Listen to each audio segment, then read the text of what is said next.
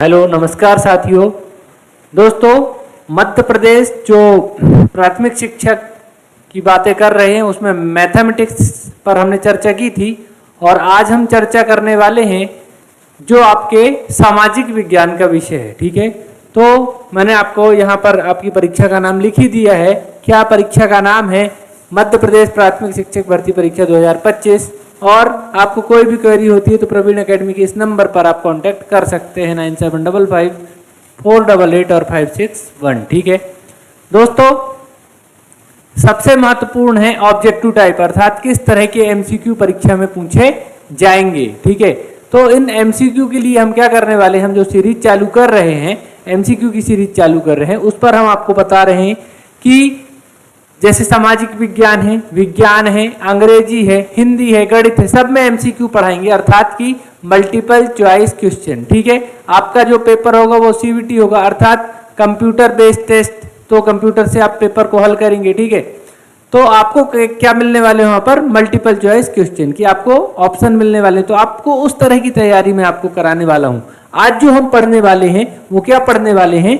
जो यूनिट 17 है आपकी सामाजिक विज्ञान। ठीक है, भारत आकार और स्थिति, भारत का आकार और स्थिति, इस पर बात करेंगे कि भारत का आकार क्या है, अर्थात उसका क्षेत्रफल कितना है, उसके प्रारंभिक बिंदु, अंतिम बिंदु, उसका अक्षांश, देशांतर, ये सारी चीजों को पढ़ेंगे सिर्फ एमसीक्यू में। जल्दी जल्दी करेंगे, डिस्क्रिप्शन पे नहीं जाऊंगा, वो आप अपने स्तर पर देखेंगे। सवालों के प्रकृति को समझेंगे कि किस तरह के सवाल व्यापम या पीईबी पूछता है। ठीक है, भारत का भौतिक स्वरूप कैसा है? ठीक है, भौतिक स्वरूप कैसा है, भारत को फिजिकली कैसे कैसे हम डिवाइड करते हैं।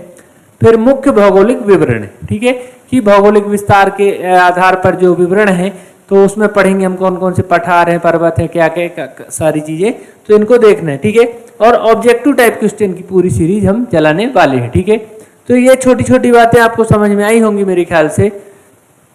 ठीक है, अगर ये छोटी छोटी बातें आपको समझ में आती है तो चलिए चलते हैं आज हम आपके प्रश्नोत्तर की तरफ। किस तरफ? प्रश्नोत्तर की तरफ। कि सामाजिक विज्ञान में आपको भूगोल विषय, जो सबसे प्रारंभ में यूनिट 17 में भूगोल विषय है, उससे किस तरह के प्रश्न पूछे जा सकते हैं और आपको एक एक प्रश्न पर अच्छी कमेंट करनी है और अपने आंसर भी आपको बताते जाना है कमेंट बॉक्स में। और ये अगर वीडियो आपको अच्छे लगते तो इनको शेयर भी करते जाना है और चैनल से जुड़े रहो ताकि ऐसे वीडियो आपको मिलते रहे। ठीक है, पहला प्रश्न आपके सामने आता है। क्या आता है पहला प्रश्न आपके सामने? ठीक है, पहला प्रश्न आपके सामने आता है कि भारत का भौगोलिक क्षेत्रफल लगभग कितना है। ठीक है, तो भारत का भौगोल, ये सब चीजें फिंगर टिप्स पे आपको याद होनी चाहिए कि भारत का भौगोलिक क्षेत्रफल कितना है, भारत का विस्तार कितना है, पूर्व से पश्चिम कितना है, उत्तर से दक्षिण कितना है। तो ये सारी चीजें बेसिक है। क्या है? भूगोल का बेसिक। इस पर ज्यादा कॉन्सेप्ट, इस पर चर्चा नहीं करूंगा, ये रटने वाली चीजें हैं, आप लोग अपने स्तर पर रटना। तो सिंपल सा कि भारत का भौगोलिक क्षेत्रफल कितना है, option A B C D आपके सामने ऐसे 4 ऑप्शन रहेंगे, आपको उत्तर बताना रहेगा। ठीक है, तो 32,87,000 आपको पता है भारत का भौगोलिक क्षेत्रफल 32,87,000 वर्ग किलोमीटर। तो ये होगा आपका उत्तर। तो 32,87,000, ठीक है, ये आपको उत्तर देना पड़ेगा। देखो यहाँ पर बाकी ऑप्शन एकदम अलग हैं। ठीक है, बाकी कोई टफ एग्जाम होगी या इसी को टफ करेगा तो 32 दशमलव के बाद में पॉइंट ये चीजें बदलेगा कि 32 पॉइंट कितना कितना कितना कितना, तो 32,87,000 वर्ग किलोमीटर। आगे की जो डिजिट है उनको आपको याद रखना है। ठीक है, मैं यहाँ ज्यादा डिस्क्रिप्शन आपको बताना नहीं चाहता, नहीं तो मैं पूरा भारत का मैप बना के फिर डिस्क्रिप्शन बताऊं, ये रटने वाली चीजें हैं। बस आपको बताऊंगा कि इस तरह के प्रश्न आपसे परीक्षा में पूछे जा सकते हैं। ठीक है, दूसरा प्रश्न क्या है? दूसरा प्रश्न, भारत उत्तरी गोलार्ध में कितने अक्षांशों के बीच स्थित है? ठीक है, आपको पता है पृथ्वी में 2 गोलार्ध, उत्तरी गोलार्ध और दक्षिणी गोलार्ध। ठीक है, तो उत्तरी गोलार्ध और दक्षिणी गोलार्ध, भारत पूर्णतः कहाँ है? उत्तरी गोलार्ध में अवस्थित है। ठीक है, अर्थात हम विषुवत रेखा से कोई संपर्क नहीं करते और विषुवत रेखा के नीचे भी हम नहीं है। ठीक है, सामान्य रूप से इसको आप समझते ही होंगे। ये छोटी छोटी चीजें हैं, मैं ज्यादा डिस्क्रिप्शन आपको बताना नहीं चाहता हूं, लेकिन फिर भी बताता चलता हूं जहां आपको कंफ्यूजन हो सकता है। ठीक है, जैसे हमारी पृथ्वी आपको पता है धरती गोल है। ठीक है, तो यहाँ पर विषुवत रेखा होती है, इसके ऊपर उत्तरी गोलार्ध अर्थात नॉर्थ पोल और इसके ऊपर, इसके नीचे दक्षिणी अर्थात साउथ पोल। ठीक है, तो दक्षिणी गोलार्ध और उत्तरी गोलार्ध। तो भारत पूर्णतः कहाँ है? उत्तरी गोलार्ध में, ठीक है। यहां से और यहां से ये तीन रेखाएं आपको पता है, कर्क रेखा, मकर रेखा और विषुवत रेखा। तो ये विषुवत रेखा के जो ऊपर है वो उत्तरी गोलार्ध और जो विषुवत रेखा के नीचे है वो दक्षिणी गोलार्ध, ठीक है। तो भारत का आपको याद होना चाहिए, ये भी रटा हुआ होना चाहिए कि 84 से 376, ऐसे याद करो तो हो जाएगा 8 4 से 37 6। क्या है? 8 4 से 37 6, यह इसका उत्तरी गोलार्ध में अवस्थिति है, ठीक है। कमेंट करके बताओ कि दक्षिणी गोलार्ध में अवस्थिति क्या है, ठीक है। तो यहां पर देखना उत्तरी गोलार्ध किन अक्षांशों के बीच स्थित है, ठीक है। तो देशांतर आपको बताना है, ये तो मैंने अक्षांश आपको बता दिया, ठीक है। अब आपको देशांतर बताना है कि यहां से यहां का देशांतर पॉइंट भारत का क्या है, ठीक है। तो देशांतर बताओ।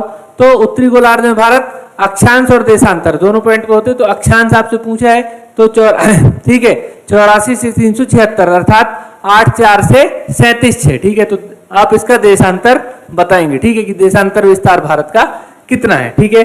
और एक चीज कमेंट करके बताएंगे कि दो अक्षांशों के बीच की दूरी कितनी होती है। तो ऐसे छोटे छोटे प्रश्न आपसे पूछेगा, ठीक है।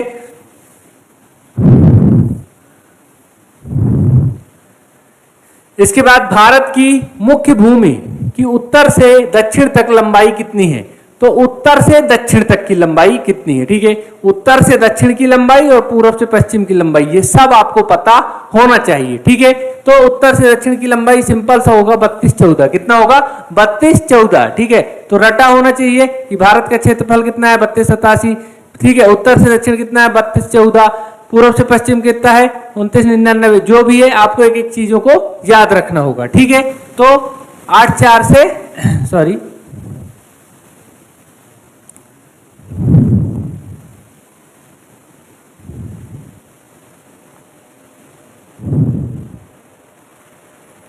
ठीक है, क्या है? 8 4 से 37 6, ये तो आपको बता दिया, ठीक है। तो ये आपका प्रश्न हो चुका था। नेक्स्ट प्रश्न पर थे हम, कहां पर थे? ये, ठीक है। भारत का क्या है? उत्तर से दक्षिण तक लंबाई कितनी है? तो ये आपको बताना होगा, ठीक है। चलिए चलते अगले प्रश्न की तरफ। भारत की मुख्य भूमि से पूर्व से पश्चिम तक की चौड़ाई कितनी है? तो मैंने आपको लंबाई बताई, ठीक है। देखना यहां पर, देखना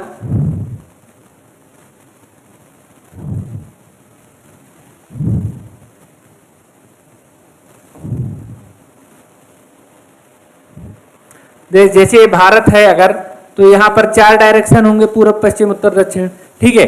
तो यहाँ से यहाँ तक की तो आपने बता दी सर 32 14 या 32 16, जहां जहां अलग अलग मिले 32 14 इसको रखना है, ठीक है। तो आपकी पूर्व से पश्चिम की चौड़ाई क्या थी? तो 29 33, अभी मैंने आपको बताया था 2933, ठीक है। तो ये है आपका 2933 और ये कितना है? 32 14, ठीक है। तो ये कहां से कहां तक है आपका? नॉर्थ से साउथ, और ये कहां से कहां तक है? ईस्ट से वेस्ट, ठीक है। तो ईस्ट वेस्ट कितना? 29 33 और नॉर्थ साउथ कितना? 32 14। तो ये भारत के संदर्भ में छोटे छोटे कॉन्सेप्ट आपको याद रखने होंगे, ठीक है। अगले प्रश्न की ओर जाएंगे कि भारत का तटीय क्षेत्रफल लगभग कितना? अब आपको पता है कि भारत की जो भूमि है वो तट से भी संबंधित है, ठीक है। किससे संबंधित है? तट से भी संबंधित है, ठीक है। तो जो भारत भूमि है, तो आपको पता है कि ऐसे भारत का नीचे का जो नक्शा है, यहाँ पर समुद्र आपको मिलते हैं दोनों साइड, ठीक है। अरब सागर और हिंद महासागर का ही हिस्सा, ठीक है। तो देखना हिंद महासागर का हिस्सा, बंगाल की खाड़ी और अरब सागर आपको यहाँ देखने को मिलते हैं। तो अब समझना कि भारत का जो तटीय क्षेत्रफल है, अर्थात जहां से तट भारत का शामिल होता है, यहाँ से गुजरात के बाद से यहाँ तट खत्म होता है, थोड़ा राजस्थान गुजरात के यहाँ तक तट रहता है, आपको पता है। यहाँ पूरा पश्चिम बंगाल यहाँ तक तट मिलता है। तो ये तटीय क्षेत्रफल कितना है, ठीक है। तो भारत का तटीय क्षेत्रफल 7516.6 वर्ग किलोमीटर, ठीक है। 7516.6 वर्ग किलोमीटर। तो आपको ये भी याद रखना होगा कि भारत का तटीय क्षेत्रफल कितना है, ठीक है। तो ऑप्शन ए सही है, ठीक है। ए से 4 ऑप्शन आपसे पूछेगा। नेक्स्ट क्या ना, भारत की स्थलीय सीमा कितनी लंबी है, ठीक है। तो जलीय सीमा और स्थलीय सीमा दो चीजें हैं। तो स्थलीय सीमा कितनी है? 15,200 वर्ग किलोमीटर। कितनी है? 15,200 वर्ग किलोमीटर, ठीक है। स्थलीय सीमा है, कौन सी सीमा है? ये स्थल की सीमा, अर्थात समझ रहे हो कि भारत जब जो ये ऊपर वाला क्षेत्र है हमारे भारत का, ठीक है, ये ऊपर वाला क्षेत्र है और ये तटीय क्षेत्र है, तो ये जो ऊपर वाला क्षेत्र है इसकी लंबाई आपसे पूछ रहा है, तो टोटल कितनी है 15,200 किलोमीटर। ठीक है, बहुत सिंपल से प्रश्न अभी आपको लेकर आया हूँ। ठीक है, नेक्स्ट चलना, भारत की मानक समय रेखा IST कौन सी देशांतर रेखा है? ठीक है, तो देखो विश्व की जो मानक समय रेखा 0 डिग्री देशांतर, आपको पता है जो देशांतर रेखा होती है ये समय को बताती है। ठीक है, तो भारत की मानक समय रेखा क्या होगी आपको 82-30 कितनी होती है 82-30 ईस्ट, क्योंकि भारत पूरा कहाँ है उत्तरी गोलार्ध में है, लेकिन ये कहाँ सॉरी देशांतर की अगर मैं बात करूं तो ईस्ट और वेस्ट में, तो इस तरफ है ईस्ट में। ठीक है, तो यहाँ पर कितना है 82-30। ठीक है, 82-30 अर्थात कि भारत जब यहाँ से यहाँ तक हम यहाँ देशांतर में भारत चलते हैं तो आपको पता है 0 डिग्री देशांतर में विश्व की मानक समय रेखा को मानता है, लेकिन भारत को अभी स्टैंडर्ड टाइम होना चाहिए ना। जैसे भाई यहाँ पर क्या है आपका अरुणाचल प्रदेश है, ठीक है, और यहाँ पर आपका गुजरात है। ठीक है, तो अब यहाँ पर दोनों में अंतर तो बहुत हो जाएगा। यहाँ पर सूर्य बहुत पहले उग जाता है, यहाँ पर सूर्य बहुत लेट उगता है, और यहाँ पर सूर्य बहुत पहले अस्त हो जाएगा, यहाँ पर बहुत लेट अस्त होगा। तो यहाँ पर जब 4 बजे होंगे अर्थात यहाँ पर जब सूर्य उगेगा तो यहाँ तो बहुत समय आधी रात रही होगी। ठीक है ना, तो अब क्या है यहाँ तो सुबह हो जाएगी 4 बजे अरुणाचल प्रदेश में, लेकिन हमको पूरे देश में समय एक जैसा करना है। तो हमारे पास हमने 82-30 अर्थात 82 डिग्री 30 मिनट की जो देशांतर रेखा है इसको एक स्टैंडर्ड टाइम माना, IST इसको बोलते हैं इंडियन स्टैंडर्ड टाइम। इसके हिसाब से हम लेकर चलते हैं तो क्या होता है कि पूरे देश का एक जैसा टाइम ये बराबर बीचों बीच से गुजरती है। इलाहाबाद का नैनी आपको पता होगा, इलाहाबाद के नैनी से गुजरती है। ठीक है ना, तो ये 82-30 डिग्री का देशांतर गुजरता है। तो ये आपका सामान्य से उत्तर होगा कि 82-30 है, बाकी के सारे ऑप्शन गलत हो जाएंगे। ठीक है, नेक्स्ट प्रश्न, भारत कितने देशों से सीमाएं साझा करता है? ठीक है, तो भारत देश है, भारत देश कितने देशों से टोटल सीमा साझा करता है? तो इसका सामान्य सा उत्तर आपका 7 देशों से। कितने देशों से? 7 देशों से, क्योंकि आपको बता रहा हूं, मार्कर ले लेता हूं। ठीक है, कितने देशों से? 7 देशों से। ठीक है, और सारे ऑप्शन लेकिन वो सही नहीं है। तो कितने देशों से सीमा साझा कर रहा है भारत? 7 देशों से। देखो जो हमारा भारत का ये तटीय वाला क्षेत्र है, ठीक है, जो मैप बन रहा है थोड़ा सा माफ करेंगे। ठीक है, जैसा भी बन रहा है अभी फिलहाल थोड़ा सा, तो ये यहाँ से भारत देश की बहुत सारे देश सीमा में लगते हैं। जैसे आपको पता है पाकिस्तान लगता है, अफगानिस्तान लगता है, चीन लगता है, नेपाल लगता है, भूटान लगता है। ठीक है, यहाँ पर आपका क्या लगता है? नेपाल भूटान लग जाता है, यहाँ पर बांग्लादेश लगता है। ठीक है, तो ये सारे देश हमारी सीमा को टच करते हैं। ठीक है, तो देशों में सीमाएं साझा करता है, तो टोटल मिला के ऐसे 7। तो जो तटीय वाले हैं, तटीय सीमा वाले देश, हमको इन पर गिनती नहीं करनी है। तो टोटल कितने कर रहे हैं? 7। ठीक है, 7 देशों से सीमा साझा करता है, और इसका कोड भी बनाते हैं। आप क्या बनाते हैं? 55 MBA। क्या बनाते हैं? 55 MBA। ठीक है, तो 55 में MBA करवा रहे हैं। तो यहाँ पर ये होता है बांग्लादेश, चीन, पाकिस्तान, नेपाल, म्यांमार, भूटान और अफगानिस्तान। ठीक है, तो ये इसका कोड बनता है 55 MBA की भारत कितने देशों से सीमा साझा करता है। तो ये आपका इसके क्रम भी है कि सबसे ज्यादा बांग्लादेश से, फिर चीन से, फिर आपका किससे? पाकिस्तान से, फिर नेपाल से, फिर म्यांमार से, फिर आपका बांग्लादेश से, और फिर अफगानिस्तान से, सॉरी भूटान से, और फिर अफगानिस्तान से। बांग्लादेश सबसे ज्यादा, तो सर्वाधिक किससे करेगा? बांग्लादेश से सर्वाधिक, और ये सबसे कम। ठीक है, सबसे कम, ये 2 प्रकार की सीमा है। ठीक है, तो भारत की जो यहाँ पर स्थलीय सीमा कितने देशों से मिल रही है? 7 देशों से मिल रही है। ठीक है, चलिए, भारत की स्थलीय सीमा सबसे अधिक किस देश से मिलती है? अब भी बताया आपको 55 MBA। ठीक है, तो सबसे ज्यादा बांग्लादेश से। किससे मिलती है? सबसे ज्यादा बांग्लादेश से। ठीक है, सबसे ज्यादा किससे मिलती है? बांग्लादेश से, फिर चीन से, फिर 55 तो से पाकिस्तान से, फिर नेपाल से, फिर म्यांमार से, फिर, तो इस तरह से आपको कोड याद रखना है 55 MBA का। ठीक है, भारत के दक्षिणी सिरे का नाम क्या है? ठीक है, तो भारत के 4 सिरे होंगे, आपको पता है। भारत देश के कितने? 4 जो कॉर्नर हैं, 4 सिरे हैं।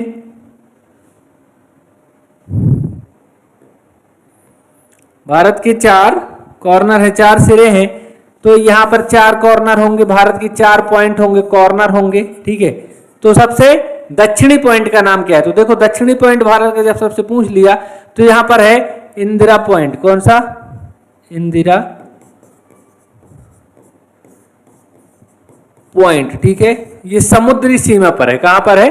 समुद्री सीमा पर, ठीक है, भारत की जहां समुद्री सीमा खत्म होती है। और यहां पर अगर स्थलीय सीमा पर जाओगे तो क्या है? कन्याकुमारी, कन्याकुमारी, ठीक है। तो भारत की स्थलीय सीमा पर कन्याकुमारी और यहां पर आपको तो इंदिरा पॉइंट, ठीक है। यहां पर उत्तरी अगर पूछ लेता तो इंदिरा कॉल, इंदिरा कॉल, ठीक है। सबसे उत्तरी पॉइंट इंदिरा कॉल, ठीक है। तो ये इंदिरा कॉल और सबसे दक्षिणी इंदिरा पॉइंट। तो आप देखो यहाँ पर इंदिरा कॉल ये सबसे उत्तरी है,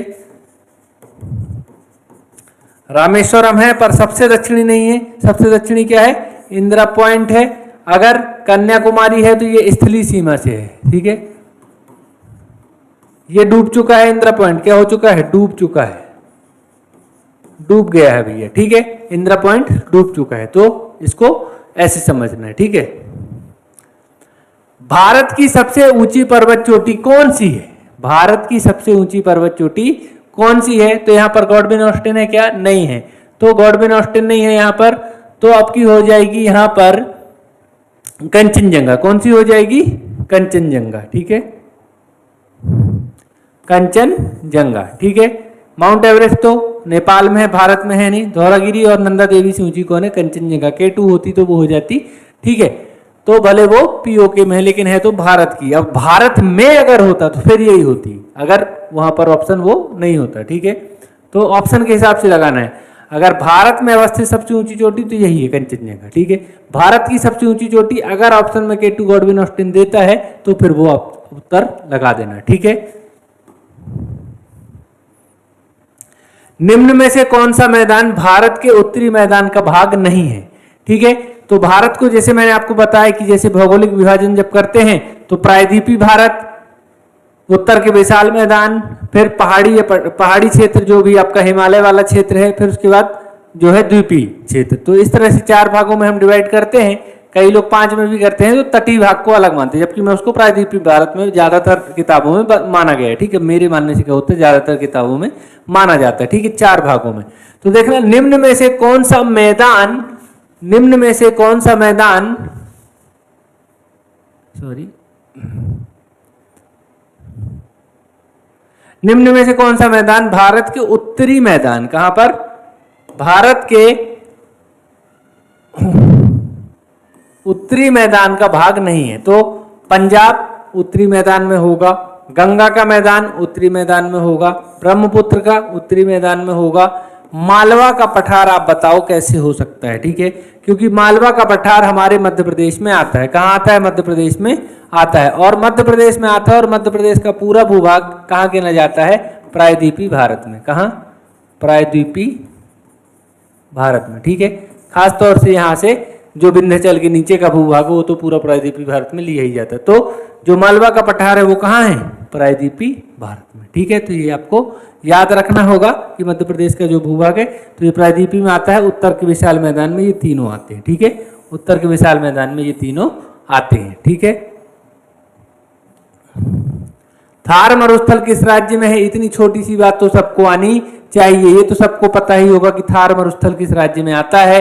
राजस्थान में आता है थार मरुस्थल, और ये बहुत बड़ा मरुस्थल है, इसको चर्चा करने की कोई आवश्यकता नहीं है, ठीक है। पूर्वी घाट और पश्चिमी घाट कहाँ मिलते हैं? ठीक है। तो पूर्वी घाट और पश्चिमी घाट, जैसे कि अभी मैंने आपको चर्चा की कि पूर्वी घाट और पश्चिमी घाट क्या होते हैं, ठीक है।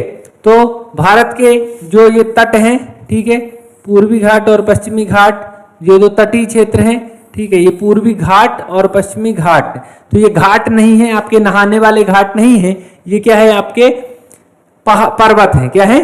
पूर्वी घाट और ये दोनों पर्वत है, ठीक है, दोनों पर्वत हैं।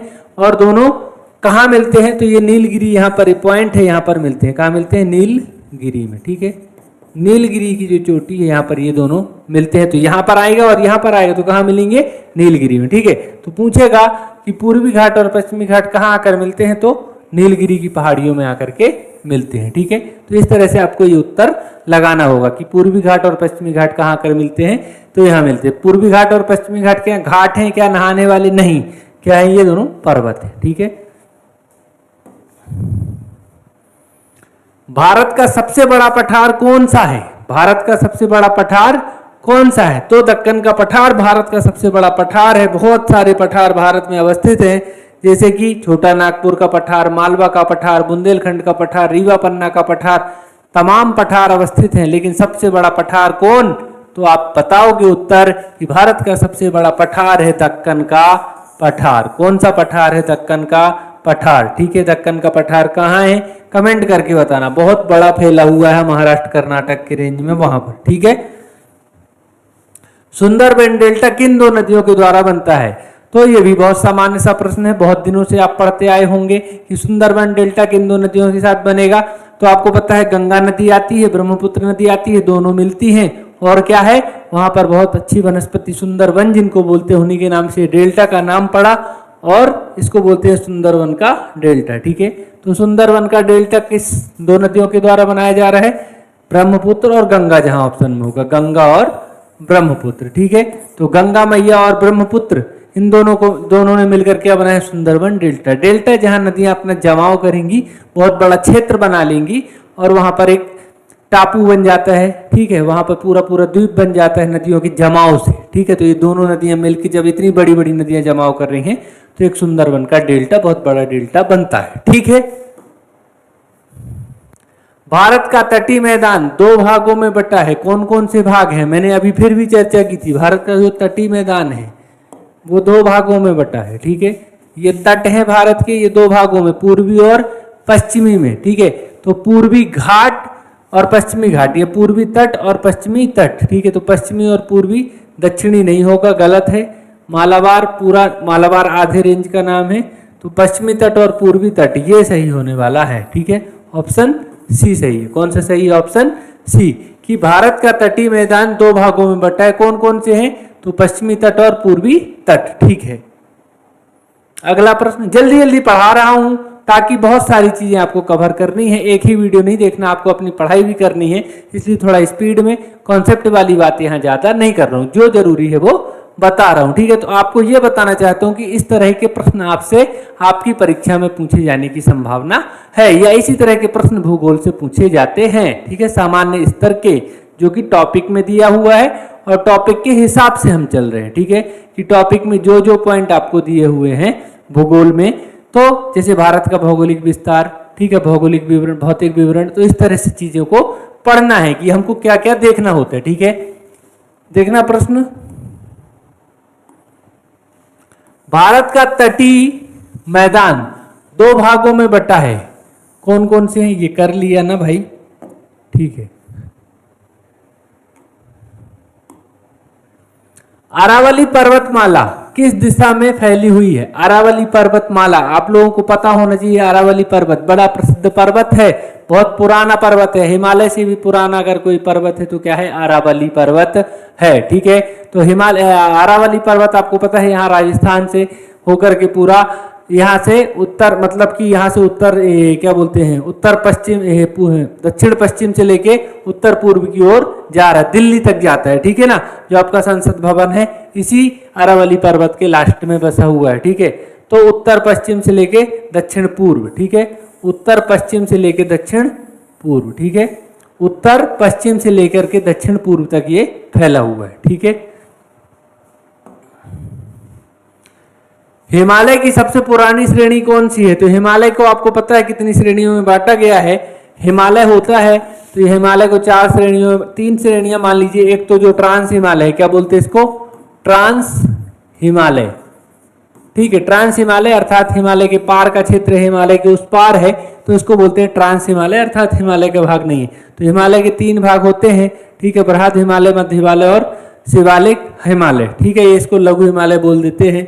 ठीक है, तो यहाँ पर शिवालिक हिमालय इसका सबसे पुराना पार्ट। ठीक है, सबसे पुरानी श्रेणी कौन सी है, तो शिवालिक हिमालय, ठीक है। मध्य हिमालय, महान हिमालय ये सब नहीं है, ठीक है। जो महान हिमालय है वो सबसे बड़ा है लेकिन सबसे ऊपर है, लेकिन सबसे पुराना नहीं है। सबसे पुराना कौन सा है? शिवालिक। शिवालिक, मध्य और महान, ठीक है। सिंपल प्रश्न। अगला, भारत की मुख्य नदियां कौन से पठार की हैं? भारत कौन से प्रकार की हैं, ठीक है। कि भारत में जो नदियां बहती हैं, ठीक है, भारत में जो नदियां बहती हैं, नदियां दो प्रकार की होती हैं। एक सदावाहिनी या बारहमासी नदी होती है, एक तो मौसमी होती है जो कि बरसात के मौसम में ज़्यादा प्रवाहित होती हैं, फिर ठंडी पड़ जाती हैं। आपके यहाँ भी बहुत सारी नदियाँ ऐसी हैं मध्य प्रदेश में जो कि बारिश के मौसम में बहती हैं और बाकी मौसम में ठंडी पड़ी रहती है, उनका कोई प्रवाह नहीं होता। उसी तरह भारत की ज़्यादातर नदियाँ हैं बारहमासी। कारण क्या है? हिमालय का विशाल जो क्षेत्र है वहाँ पर बृहद बर्फ है और वो पानी प्रोवाइड करती रहती है। जैसे गंगा मैया है आपकी, बारहमासी बहती हैं क्योंकि वहाँ पर गोमुख से निकली हैं और विशाल जो आपका वहाँ पर है जल, बर्फ के जमाव के कारण वहाँ से हमेशा पानी निकलता ही रहता है, ठीक है। भारत का सबसे पूर्वी राज्य कौन सा है? तो भारत का सबसे पूर्वी राज्य अरुणाचल प्रदेश है, आपको पता है। सबसे पश्चिमी राज्य आपका गुजरात है, सबसे उत्तरी में काश्मीर जम्मू है, अब तो लद्दाख आ गया, फिर इसके बाद आपका यहाँ पर दक्षिण में तमिलनाडु है, ठीक है। तो सबसे पूर्वी राज्य बता पाओगे ना? अरुणाचल प्रदेश, ठीक है। भारत में कितनी भौगोलिक रेखाएं मुख्य रूप से ध्यान में रखी जाती हैं? तो भौगोलिक रेखाएं भारत में मैंने आपको बताया था, देखिए फिर से बता देता हूं